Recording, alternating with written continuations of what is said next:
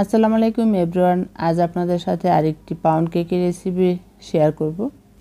আজকের এই পাউন্ড কেকটা ছিল আমার একটি ডেলিভারি কেক। আমি দুটি ডেলিভারি দিয়েছি আর একটি বাসার জন্য রেখেছি। একসাথে আমি 3টি কেক কীভাবে রেডি করেছি সেই রেসিপিটি আজকে আপনাদের সাথে শেয়ার করব। আজকের এই পাউন্ড কেকটা ছিল একটি ম্যাঙ্গো ফ্লেভারের। পুরো ভিডিওটি আশা করছি আপনাদের কাছে ভালো লাগবে। ভিডিওটি ভালো লাগলে ভিডিওতে লাইক দিয়ে পুরো ভিডিওটি না টেনে দেখবেন। আর আমার চ্যানেলে নতুন হয়ে থাকলে আমার চ্যানেলটি সাবস্ক্রাইব করে পাশে অল বাটনটি ক্লিক করে রাখবেন, তাহলে সবার আগে নতুন ভিডিওর নোটিফিকেশন পেয়ে যাবেন। আজকের এই পাউন্ড কেকটা বানানোর জন্য প্রথমে একটি চালনির মধ্যে মেজারমেন্ট কাপে 3 কাপ ময়দা নিয়ে নিচ্ছি। এই ময়দাটা প্রথমে 2 কাপ চেলে নিয়ে তারপর আরেক কাপ দিয়ে দিচ্ছি।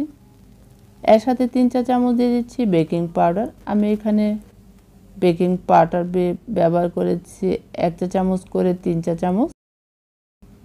হাফ চা চামচ বেকিং সোডা দিয়ে দিচ্ছি। হাফ চা চামচ স্বাদ মতো লবণ দিয়েছি। এখন সবগুলো শুকনো উপকরণ ভালোভাবে চেলে নিচ্ছি। আমি যেহেতু 3টি কেক বেক করব তাই এখানে আমি একসাথে শুকনো উপকরণগুলো মেপে নিয়েছি। এখন সবগুলো শুকনো উপকরণ মিশিয়ে বাটিটা এক সাইডে সরিয়ে রাখব। এখানে আমি রুমের স্বাভাবিক তাপমাত্রার 6টি ডিম নিয়েছি। এখন ডিমটাকে প্রথমে 1 মিনিটের মতো বিট করে নিচ্ছি। 1 মিনিট বিট করে নেওয়ার পর এখন চিনিটা দিয়ে বিট করে নিব। আর চিনিটা অল্প অল্প দিয়ে বিট করে নিচ্ছি। চিনিটা অল্প অল্প দিয়ে বিট করলে কি হয়, চিনিটা খুব ভালোভাবে তাড়াতাড়ি মিশে যায়। তাই এখানে আমি 1.5 কাপ চিনি দিয়ে অল্প অল্প চিনি বিট করে নিব।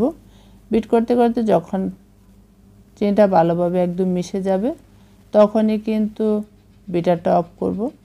আর দেখুন এ পর্যায়ে কিন্তু ফোমটা পারফেক্ট না হলে সমস্যা নাই পাউন্ড কেকের ক্ষেত্রে।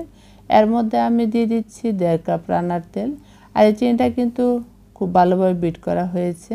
1.5 কাপ তেল দিয়েছে। এর মধ্যে দিয়ে দিচ্ছি 3 চা চামচ ম্যাঙ্গো ইমালশন।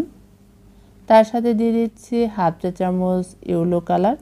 এখন সব কিছু আমি আবারও 10 সেকেন্ডের মতো মিশিয়ে নিচ্ছি। মিশানো হয়ে গেছে। তারপরে এখানে শুকনো উপকরণগুলো অল্প অল্প দিয়ে মিশিয়ে নিব। আর এই মিশানোটা কিন্তু একদম লো স্পিডে মিশিয়ে নিতে হবে।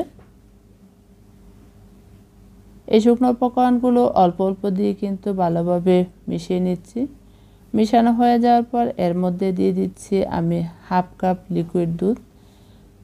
দুধটা দিয়ে আবারও ভালোভাবে 2 মিনিটের মতো মিশিয়ে নিব। আমি টোটাল শুকনো উপকরণগুলো 2 মিনিটের মতো মিশিয়ে নেওয়ার পর বিটারটা খুলে নিচ্ছি।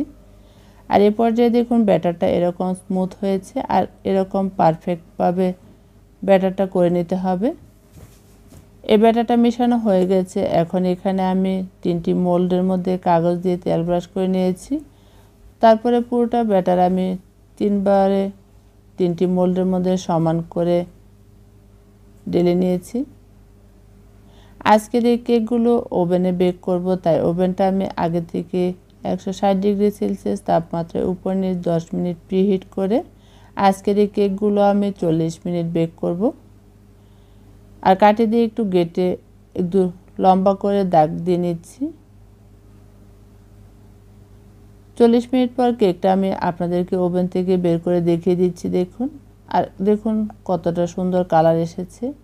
আর একদম বেকারি স্টাইলে কিন্তু এই কেকগুলো করে নিয়েছি।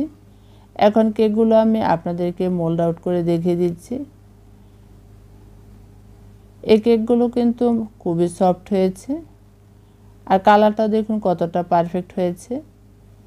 এখন এই কেকগুলো মোল্ড আউট করে নেওয়ার পর আমি ঠান্ডা করে কেটে নিচ্ছি আমার মতো করে পিস করে। প্রত্যেকটা কেক কেটে নেব। আর এভাবে আমি 2টি কেক ডেলিভারি দিব, আরেকটি কেক বাসার জন্য রেখে দিব। এই কেকগুলো কিন্তু ভিতরটাও কিন্তু খুবই পারফেক্ট হয়েছে। আমি আপনাদেরকে একটু দেখিয়ে দিচ্ছি, তাহলে আপনারা বুঝতে পারবেন ভিতরের কেকটা কতটা স্মুথ হয়েছে আর কতটা পারফেক্ট হয়েছে দেখুন। আর খেতেও কিন্তু খুবই মজার হয়েছিল। এখন এই কেকটা আমি ডেলিভারি দেওয়ার জন্য একটি প্যাকেট নিয়েছি। এই প্যাকেটের মধ্যে ভরে তারপরে আমি ডেলিভারি করে দিব। আজকের এই রেসিপিটি কেমন লেগেছে অবশ্যই কিন্তু আমাকে কমেন্ট করে জানাবেন। আবার দেখাবো অন্য কোনো নতুন রেসিপি নিয়ে। এসে পর্যন্ত সবাই ভালো থাকবেন, সুস্থ থাকবেন। আপনাদের সবাইকে অসংখ্য অসংখ্য ধন্যবাদ। আল্লাহ হাফেজ।